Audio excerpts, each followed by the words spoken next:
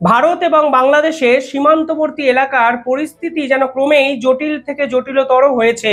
কাল সরকারি আনুষ্ঠানিক মিটিংয়ে বিজেপি এবং বিএসএফ এই দুই দেশের সেনাবাহিনীর মধ্যে সেই মিটিংয়ে জট সারানোর চেষ্টা করা হলেও আলটিমেট আউটকাম হিসাবে যা আমাদের সামনে এসছে তা নিঃসন্দেহে জটিলতাকে আরো বাড়াবে বলেই ব্যক্তিগতভাবে আমার মনে হয়।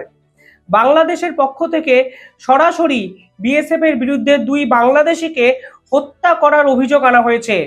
বিএসএফ নাকি সেটি স্বীকার করে ক্ষমা প্রার্থনাও করেছেন কিছু অংশে, যা বাংলাদেশ মিডিয়া বহাল তবিয়াতে কিছু ক্ষেত্রে ছাপিয়েছেনও। কিন্তু বিএসএফ এর পক্ষ থেকে যে কথাগুলো বলা হয়েছে তা নিঃসন্দেহে দুই দেশের রাজনৈতিক এবং কূটনৈতিক পরিস্থিতিকে আরো বিপাকে ফেলতে পারে বলে মনে করছেন রাজনৈতিক বিশেষজ্ঞরা। কিন্তু কি হলো এই মিটিংয়ে, যার জন্য ভারত এবং বাংলাদেশে রীতিমতো শোরগোল পড়ে গেল, সেই নেই আজকের এই ভিডিও। তবে ভিডিওটি শেষ অবধি আপনারা দেখবেন, কারণ এই ভিডিও শেষে এমন কিছু তথ্য আছে যা আপনাদের জেনে রাখা ভীষণ মাত্রায় প্রয়োজন। আপনারা দেখছেন দ্য ইন্ডিপেন্ডেন্ট বেঙ্গল, আমি শিবম। যারা এই ভিডিওটি দেখছেন তারা চ্যানেলটিকে একটু সাবস্ক্রাইব করে পাশে থাকা বেল আইকনটি ক্লিক করে রাখবেন।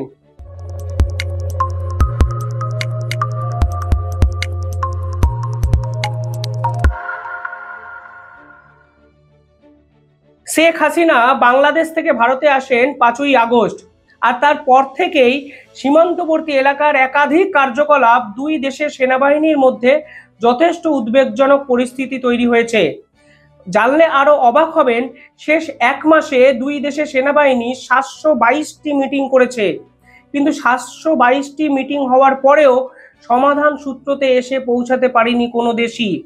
পাশাপাশি স্মার্ট ফেন্সিং থেকে শুরু করে অনুপ্রবেশকারীর অবৈধ প্রবেশ, একাধিক জায়গায় জটিলতা তৈরি হয়েছে দুই দেশের সেনাবাহিনীর মধ্যে, যা রেশ গিয়ে পড়ল কালকে সরকারি অফিসিয়াল মিটিংয়ে, যেখানে বিজেপি এবং বিএসএফ আনুষ্ঠানিকভাবে জড়ো হয়েছিলেন জলপাইগুড়ি ডিস্ট্রিক্টের ফুলবাড়ি আউটপোস্টের চেকপোস্টে।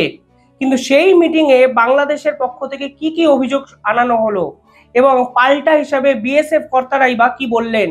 তবে তার আগে জানিয়ে রাখি, বিএসএফ এর পক্ষ থেকে এই মিটিংয়ে উপস্থিত ছিলেন IG of BSF north Bengal Suryakant Sharma এবং sector commander of BSF Siliguri.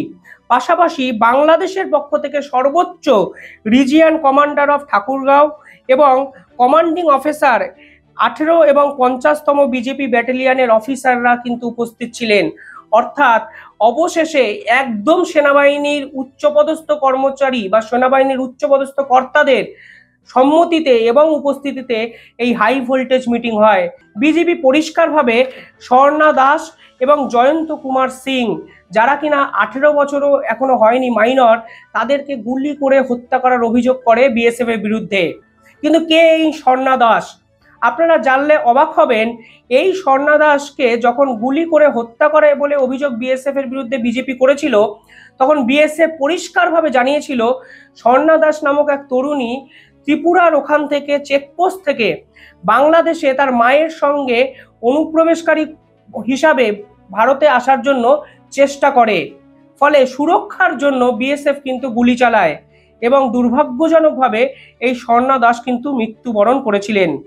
পাশাপাশি জয়ন্ত কুমার সিং নামক একজনের বিরুদ্ধে বিএসএফ এর বিরুদ্ধে গুলি চালানোর অভিযোগ করেছে বাংলাদেশ সরকার এবং পরিষ্কারভাবে এই বর্ডার কিলিং এর তীব্র বিরোধিতা করেছে বিজেপি।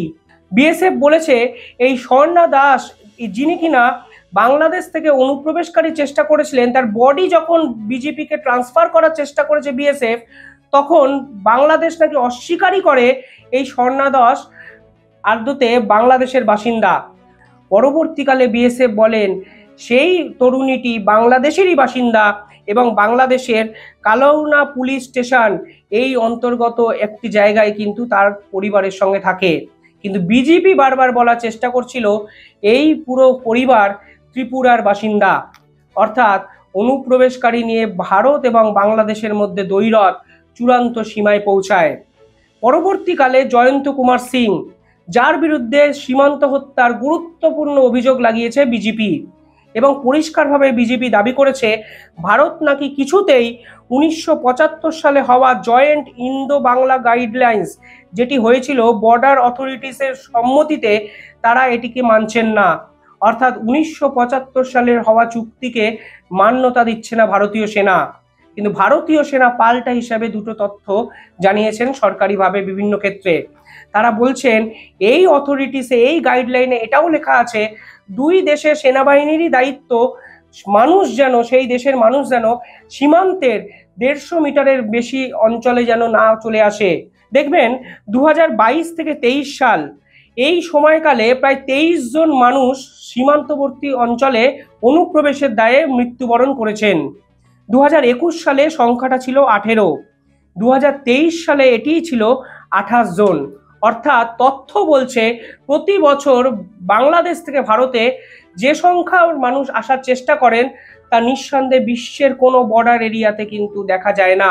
2009 থেকে 2022 সাল এর মধ্যে প্রায় 522 জন সীমান্তে প্রায় মৃত্যুবরণ করেছেন, যারা ম্যাক্সিমামই বাংলাদেশে অনুপ্রবেশকারী। মনে রাখবেন, ঠিক দুদিন আগে বাংলাদেশের সংখ্যালঘুদের উপর অত্যাচার সংক্রান্ত একটি প্রশ্নে মোহাম্মদ ইউনিস বলেছিলেন এটি কোনো ধর্মীয় হত্যা নয়, এর পিছনে রাজনৈতিক অভিসন্ধি লুকিয়ে আছে। অর্থাৎ রাজনীতিকরণের জন্যই যে সংখ্যালঘুরা বারংবার বাংলাদেশ থেকে ভারত এরিয়াতে যাওয়ার চেষ্টা করছেন এবং সংখ্যালঘুরা যে বাংলাদেশে অত্যাচারিত হচ্ছেন, সে কথাই বলেছিলেন খোদ অন্তর্বর্তীকালীন সরকারের উপদেষ্টা মোহাম্মদ ইউনিস। কিন্তু এই তথ্যের পর পরিষ্কারভাবে বলা যায় এই অনুপ্রবেশকারী আটকাতে ব্যর্থ বাংলাদেশ সরকার। পাশাপাশি সাম্প্রতিক সময়ে স্মার্ট ফেন্সিং, মৌমাছি চাষ সহ একাধিক ইস্যুতে বিএসএফ এর সঙ্গে এই বাংলাদেশের সেনাবাহিনী দ্বৈরথ কিন্তু প্রকাশ্যে এসছে। শুধু তাই নয়, উত্তরবঙ্গ থেকে বিএসএফ ঠিক দুদিন আগে একটি চোরাচালানকারী স্মাগলিং এর 43 জন পাসপোর্টধারী মানুষকে গ্রেফতার করেন, যার মধ্যে পুরোটাই কিন্তু বাংলাদেশিরাই আছেন বলে দাবি করেছেন কিছু ক্ষেত্রে। এবং এও দেখা যাচ্ছে এই স্মাগলিং বা চোরাচালানকারীর সঙ্গে জড়িত বাংলাদেশিদের 6টা পুলিশ ক্লিয়ারেন্স দেওয়া হয়েছিল বাংলাদেশের পক্ষ থেকে। অর্থাৎ 6টি থানা পেরিয়ে তারা ভারতে এসেছিলেন এবং এই ভারতের এখান থেকে নদীমাতৃক জায়গা থেকে তারা চোরাচালান বা স্মাগলিং করার চেষ্টা করেছেন কিছু ক্ষেত্রে, যা নিঃসন্দেহে ভারত এবং বাংলাদেশের জাতীয় নিরাপত্তা এবং সুরক্ষার ক্ষেত্রে বড় থ্রেট হতে পারে ভবিষ্যতে। পরবর্তীকালে 722টি মিটিং হয়েছে এক মাসে, 1300 জয়েন্ট পেট্রলস হয়েছে বিভিন্ন ক্ষেত্রে। তা সত্ত্বেও অনুপ্রবেশকারীদের দমানো যাচ্ছে না। আর অনুপ্রবেশকারীরা তৈরি হয় কোনো দেশের রাজনৈতিক বা ধর্মীয় কারণের উস্কানির ফলে। অনুপ্রবেশকারী আটকাতে ভারত এবং বাংলাদেশের এই সমস্যা ভবিষ্যতেও কিছু ক্ষেত্রে চলতে পারে বলে আমার মনে হচ্ছে, যদি না বিএসএফ আরো কড়া ভূমিকা পালন করে। কিন্তু এই মিটিং রীতিমতো যে শোরগোল একটা চেহারা ধারণ করেছে, তার বিপরীতে বাংলাদেশ পরবর্তীকালে কি পদক্ষেপ নেয় এবং ভারত সরকারও যে সীমান্তবর্তী এলাকায় কি পদক্ষেপ নেয়, তার জন্য দুই দেশই কিন্তু অধীর আগ্রহে তাকিয়ে আছে।